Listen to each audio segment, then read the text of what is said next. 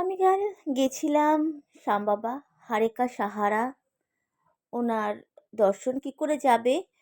আমাদের যে কোনো জায়গা থেকে বাজারের মুখে নেবে। ওখান থেকে ৫ মিনিট রাস্তা। ভিজিট করতে পারো শ্যামবাবার মন্দির পাশে, মোটা গণেশজির মন্দির, বজরংবলীর মন্দির। যে কোনো লোককে জিজ্ঞাসা করবে মোটা গণেশজি বাজার, যে কোনো লোক দেখিয়ে দেবে। গলিটাতে গেলেই বুঝতে পারবে, খুব সুন্দর করে প্রতিটা মন্দির দর্শন। শ্যামবাবার কাছে পৌঁছে আমি একটু শান্তি পাই, আরজি জানাই, মনের দুঃখ কষ্ট জানাই বাবাকে। হারেকা সাহারা, যার কেউ নেই।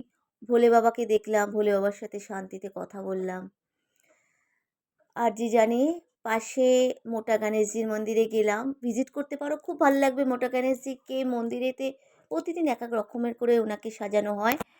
আর পাশেই বজরংবলী, মা শেরাবালি, জয় জগন্নাথ, ওইটুকুর মধ্যে অনেক মন্দির আছে।